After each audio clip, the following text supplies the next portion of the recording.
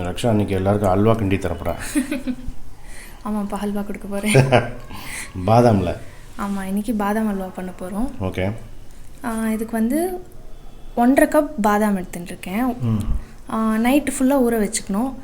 இல்லை மறந்துட்டோம் கடகடன்னு பண்ணோன்னா 1.5 கப் பாதாம் எடுத்துட்டு அதை வெந்நீரில் ஒரு 15-20 மினிட்ஸ் நல்ல சூடான ஹாட் வாட்டரில் 15-20 மினிட்ஸ் சோக் பண்ணால் தோல் பிரிஞ்சு. சூடான ஹாட் வாட்டர். சூடான ஹாட் வாட்டரில் சோக் பண்ணால் 15-20 மினிட்ஸில் ஊறிடும் நல்லா. ஓகே. அதை எடுத்து வச்சுக்கணும். அதுக்கப்புறம் எவ்வளோ பாதாம் எடுத்துக்கிறோமோ சேம் அளவு சர்க்கரை. 1.5 கப் பாதாம்னா 1.5 கப் சர்க்கரை. அதுக்கப்புறம் 1 கப் நெய். ஓகே. கொஞ்சம் பால், ஒரு 1/4 டம்ளர் பால். ஓகே. நிறைய பால் விட்டால் டேஸ்ட் ஆகும்னு இல்லை, ஜஸ்ட்டு பாதாம் பேஸ்ட்டை கலரும் போது அது பிடிக்காமல் இருக்கிறதுக்கு பால். நிறைய பால் விட்டோன்னா ரொம்ப நேரம் கலரிண்டே இருக்கணும். ஒரு 1/4 டம்ளர் பால். சாஃப்ரன். ஓகே.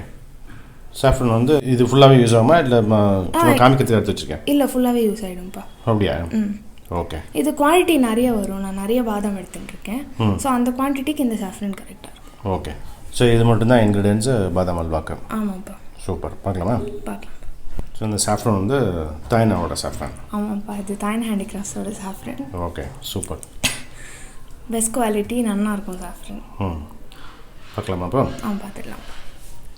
ஸோ இதை போட்டு நல்லா பேஸ்ட் மாதிரி அரைச்சிட்டுருந்தோம். நல்லா பேஸ்ட் மாதிரி அரைச்சிடணும். கொஞ்சம் தண்ணி விட்டுக்கலாம், ரொம்ப விடாமல் கொஞ்சம் தண்ணி விட்டு நல்லா மழை அரைச்சிட்டுருந்தோம். ஓகே. இப்போ வந்து நெய்யை காய வைக்கணும்ல? ஆமாப்பா, பாதி நெய் விட்டுக்கணும் இப்போது. ஓகே. ஸோ 1 டம்ளர் நெய்யில் நான் பாதி நெய் விட்டுக்கிறேன். இப்போ பால் காய்ச்சிக்கணும். ஆமாம், இதுதான் இப்போ இதில் தான் நெய் காய்ச்சிட்டேன் நான். ஓகே. இப்போ அதிலே அந்த எடுத்து வச்ச கொஞ்சம் பால், 1/4 கப் பால் இது, அது விட்டுக்கிறேன்.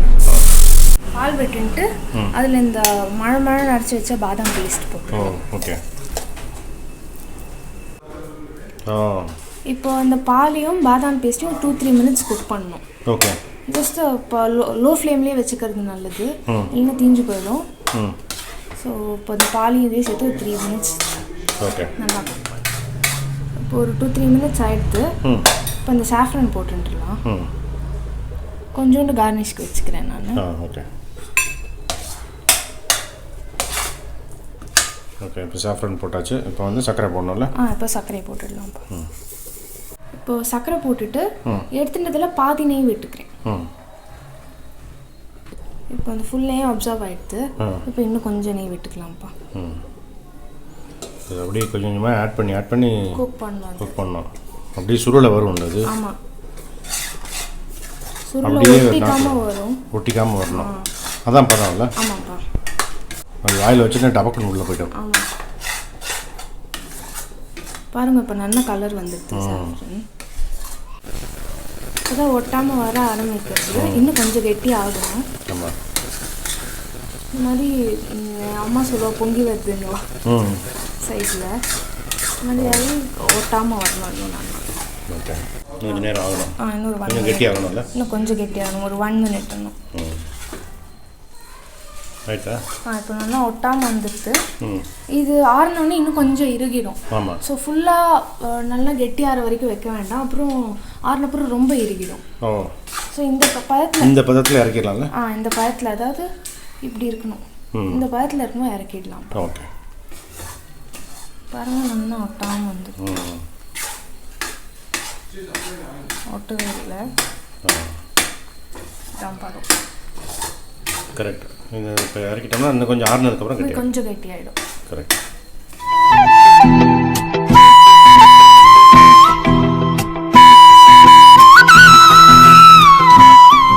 ஃபுல்லாக ரெடி ஆகிடுல?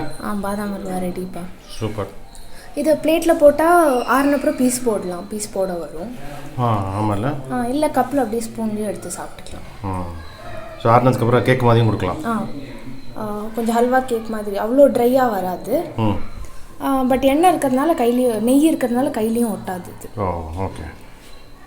சூப்பர். தேங்க்ஸ் ரக்ஷா. தேங்க்யூப்பா.